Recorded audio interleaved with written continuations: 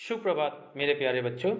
आज हम बड़े भाई साहब पृष्ठ संख्या 60 का तीसरा अनुच्छेद से आरंभ करेंगे।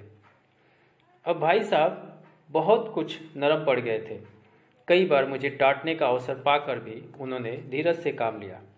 शायद अब वह खुद समझने लगे थे कि मुझे डांटने का अधिकार उन्हें नहीं रहा, या रहा भी तो बहुत कम।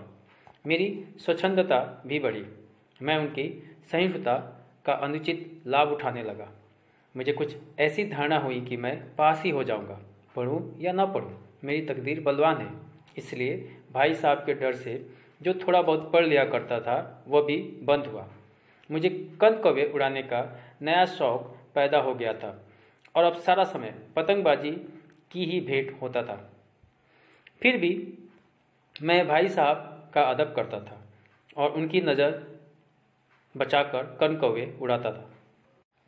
मांझा देना, कन्ने बांधना, पतंग टूर्नामेंट की तैयारियां आदि समस्याएं सब गुप्त रूप से हल की जाती थी।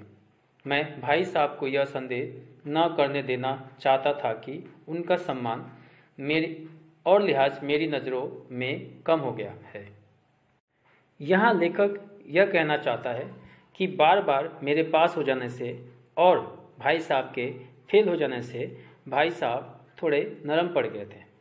बहुत बार उनको मुझे डांटने का मौका मिलता, फिर भी वे धैर्य से धीरज से काम लेना शुरू कर दिया था।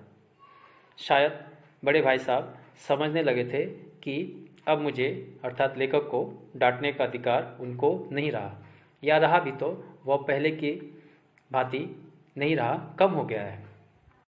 यही कारण है कि लेखक की स्वच्छंदता अर्थात आज़ादी और बढ़ गई और वह बड़े भाई साहब का सहनशीलता का लाभ उठाने लगा और लेखक के मन में कुछ ऐसी बात बैठ गई थी कि मैं पढ़ूं या ना पढ़ूं, पास ही हो जाऊंगा। उसकी तकदीर, उसकी किस्मत बहुत अच्छी है। और 19 दिनों की बात है कि लेखक को एक नया शौक लग गया था। वह शौक था पतंग उड़ाने का। अब लेखक सारा समय पतंगबाजी में बर्बाद कर देता है। इसके बावजूद भी लेखक अपने बड़े भाई साहब का बहुत इज्जत करता, बहुत सम्मान करता है। इसलिए पतंग उड़ाने जाने के लिए भी लेखक बड़े भाई से नज़र बचा कर जाता था। मांझा देना, कन्ने बांधना, पतंग टूर्नामेंट, ये सारी तैयारियां सब गुप्त तरीके से अर्थात चुपचाप की जाती थी ताकि भाई साहब को इसकी भनक तक ना लगे। साथ ही साथ लेखक यह भी नहीं चाहता था कि उनके बड़े भाई साहब को ऐसा लगे कि उनकी इज्जत लेखक के नज़रों में अब पहले के जैसे नहीं रही। इसलिए सारी योजनाएं जो है, सारी चीज़ें जो है वो चुपचाप की जाती थी, गुप्त तरीके से। अगला अनुच्छेद। एक दिन संध्या समय हॉस्टल से दूर मैं एक कण कौवे लूटने बेतहाशा दौड़ा जा रहा था। आंखें आसमान की ओर थी और मन उस आकाशगामी पथिक की ओर जो मंद गति से झूमता पतन की ओर चला आ रहा था। मानो कोई आत्मा स्वर्ग से निकलकर विरक्त मन से नए संस्कार ग्रहण करने जा रही हो। बालकों की पूरी सेना लग्गे और झाड़दार बांस लिए उनका स्वागत करने को दौड़ी आ रही थी। किसी को अपने आगे पीछे की खबर न थी। सभी मानो उस पतंग के साथ ही आकाश में उड़ रहे थे जहाँ सब कुछ समतल है, न मोटर कारें है, न ट्रम, न गाड़ियाँ। यहाँ लेखक एक दिन शाम के समय का जिक्र कर रहा है कि वह पतंगबाजी के लिए बाहर निकलता है और देखता है कि एक पतंग टूटकर या कटकर बेतहाशा उड़ी जा रही है या गिरे जा रही है और वह उसको लूटने के लिए दौड़ा जा रहा है। उसकी निगाहें पूरी तरह से उस पतंग पर केंद्रित है अर्थात टिकी हुई है। वो सिर्फ पतंग को देख रहा है, उसको उस आगे पीछे की भी खबर नहीं है। उसको ये भी नहीं पता कि रास्ते में मोटर गाड़ी भी आ सकती है या कुछ और हो सकता है, लग सकता है। उससे लग रहा है कि जैसे पतंग की भांति वो आसमान में उड़ रहा हो या चल रहा हो, जहाँ पे ना मोटर गाड़ी की चिंता है और ना ही दूसरे गाड़ियों की। साथ ही साथ और बच्चों की जो टोली है वो भी पतंग लूटने के लिए उसके पीछे बेतहाशा दौड़े जा रहे हैं। किसी के हाथ में लकड़ी है तो किसी के हाथ में झाड़दार बांस। अगला अनुच्छेद। सहसा भाई साहब से मेरी मुठभेड़ हो गई। जो शायद बाजार से लौट रहे थे। उन्होंने वही हाथ पकड़ लिया और उग्र भाव से बोले, इन बाजारी लौंडों के साथ ढेले के कण कौवे के लिए दौड़ते तुम्हें शर्म नहीं आती? तुम्हें इतना भी लिहाज नहीं कि अब नीची जमात में नहीं हो बल्कि 8वीं जमात में आ गए हो और मुझसे केवल 1 दर्जा नीचे हो। आखिर आदमी को कुछ तो अपनी पोजीशन का ख्याल रखना चाहिए। जब लेखक पतंग लूटने के लिए उसके पीछे दौड़ता रहता है, उसको कुछ भी नहीं पता कि वो कहाँ जा रहा है। तभी अचानक उसके बड़े भाई साहब से वो टकरा जाता है, जो बाजार से लौट रहे होते थे। बड़े भाई साहब वहीं पर उसका हाथ पकड़ लेते हैं और कहते हैं कि बाजारी लौंडो यानी आवारा बच्चों के साथ तुम्हें पतंग के लिए दौड़ते हुए ज़रा से भी शर्म नहीं आ रही है?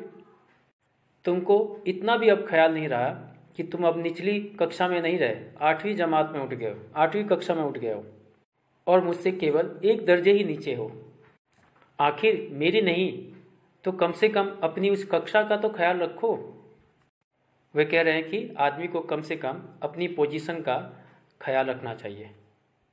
सुप्रभात। अगला अनुच्छेद। एक जमाना था कि लोग 8वां दर्जा पास करके नायब तहसीलदार हो जाते थे। मैं कितने ही मिडिलाचियों को जानता हूँ जो आज अव्वल दर्जे के डिप्टी मजिस्ट्रेट या सुपरिटेंडेंट है। कितने ही 8वीं जमात वाले हमारे लीडर और समाचार पत्रों के संपादक है। बड़े बड़े विद्वान उनकी मातहती में काम करते हैं और तुम उसी 8वें दर्जे में आकर बाजारी लौंडे के साथ कण कौवे के लिए दौड़ रहे हो। मुझे तुम्हारी इस कम अक्ली पर दुख होता है। तुम जहीन हो, इसमें कोई शक नहीं, लेकिन वह जेहान किस काम का जो हमारे आत्मगौरव की हत्या कर डाले। तुम अपने दिल में समझते होंगे मैं भाई साहब से महज 1 दर्जा नीचे हूँ। अब उन्हें मुझको कुछ कहने का हक नहीं है, लेकिन यह तुम्हारी गलती है। मैं तुमसे 5 साल बड़ा हूँ और चाहे आज तुम मेरी ही जमात में आ जाओ और परीक्षकों का यही हाल है तो निस्संदेह अगले साल तुम मेरे समकक्ष हो जाओगे और शायद 1 साल बाद मुझसे आगे भी निकल जाओ। लेकिन मुझ में और तुम में जो 5 साल का अंतर है उसे तुम तो क्या खुदा भी नहीं बदल सकता। मैं तुमसे 5 साल बड़ा हूँ और हमेशा रहूँगा। मुझे दुनिया का और ज़िंदगी का जो तजुर्बा है तुम उसकी बराबरी नहीं कर सकते। तुम चाहे एमए और डिफिल या डिलीट ही क्यों ना हो जाओ। समझ किताबें पढ़ने से नहीं आती, दुनिया देखने से आती है। हमारी अम्मा ने कोई दर्जा नहीं पास किया और दादा भी शायद 5वीं 6ठी जमात के आगे नहीं गए, लेकिन हम दोनों चाहे सारी दुनिया की विद्या पढ़ ले, अम्मा और दादा को हमें समझाने और सुधारने का अधिकार हमेशा रहेगा। केवल इसलिए नहीं कि वे हमारे जन्मदाता है, बल्कि इसलिए कि उन्हें दुनिया का हमसे ज़्यादा तजुर्बा है और रहेगा। अमेरिका में किस तरह की राज व्यवस्था है और 8वें हेनरी ने कितने विवाह किए और आकाश में कितने नक्षत्र है, यह बातें चाहे उन्हें न मालूम हो, लेकिन हजारों बातें ऐसी है जिनका ज्ञान उन्हें हमसे और तुमसे ज़्यादा है। यहाँ बड़े भाई साहब लेखक को उसकी जमात का मोल बताते हुए कह रहे हैं कि अब तुम 8वीं दर्जे में आ गए हो, अब तुम्हें बेकार का समय बर्बाद नहीं करना चाहिए, क्योंकि यह दर्जा वो है जिसको पास कर लेने पर लोग बड़ी बड़ी नौकरियां पा लेते हैं। वो यहाँ पर कुछ उदाहरण प्रस्तुत कर रहे हैं, जैसे तहसीलदार, डिप्टी मजिस्ट्रेट और सुपरिटेंडेंट बन जाते हैं। भाई साहब ये भी कह रहे हैं कि 8वीं पास करने पर बहुत बड़े समाचार पत्रों के लीडर भी बन जाते हैं, और यही नहीं, बहुत बहुत बड़े बड़े विद्वान भी इसके नीचे काम करते हैं, और तुम उसी 8वीं दर्जे में आकर बाजारी लड़कों के साथ पतंग उड़ा रहे हो। मुझे तुम्हारी इस कम अक्ल पर बहुत दुख होता है। भाई साहब ये भी कह रहे हैं कि तुम बहुत होनहार विद्यार्थी हो, इसमें कोई शक नहीं, लेकिन वह होनहारी किस काम की है जो तुम्हारी आत्मगौरव, आत्मसम्मान की हत्या कर डाले। वो ये भी कह रहे हैं कि हो सकता है कि तुम्हारे मन में ये बात आ गई हो कि अब तो मैं सिर्फ भाई साहब से 1 ही दर्जा नीचे हूँ, तो शायद उनको मुझे कुछ कहने का हक नहीं रहा। तो मेरे भाई, ये तुम्हारी गलत फहमी है। मैं तुम्हें हमेशा कुछ भी कहने का हक रखता हूँ। मैं तुमसे 5 साल बड़ा हूँ और चाहे कल तुम मेरी कक्षा में क्यों ना आ जाओ। और परीक्षकों का यही हाल रहा तो अवश्य अगले साल तुम मेरी कक्षा में आ जाओगे, और यही हाल रहा तो उसके अगले साल तुम मेरे से आगे भी निकल जाओगे। लेकिन ये मत भूलना कि मैं तुमसे 5 साल बड़ा हूँ, और यह 5 साल का जो मेरा अनुभव है वह कहीं ज़्यादा है। इस 5 साल के अंतर को तुम तो क्या, खुदा भी नहीं मिटा सकता।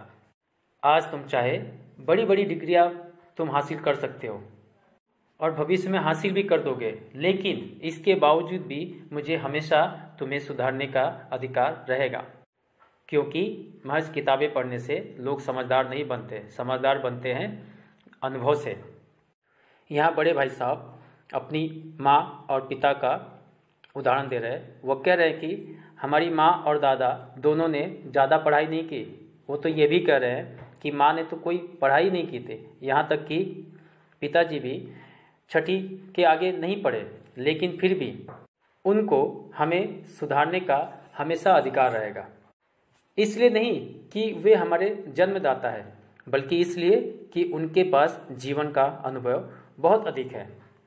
उन्हें भले ही यह पता ना हो कि अमेरिका में किस तरह की राज व्यवस्था है, कैसा शासन है, भले ही उनको यह भी पता ना हो कि 8वें हेनरी ने कितने विवाह किया, यह भी उनको शायद नहीं पता हो कि अंतरिक्ष में कितने नक्षत्र अर्थात ग्रह है। लेकिन बहुत सी ऐसी बातें हैं जो उनको पता है, हमें नहीं। इसलिए उनको हमें हमेशा सुधारने का अधिकार रहेगा। मेरे प्यारे बच्चों, आज की कक्षा में इतना ही। आखिरी भाग हम अगली कक्षा में पढ़ेंगे। धन्यवाद। सबका दिन शुभ हो।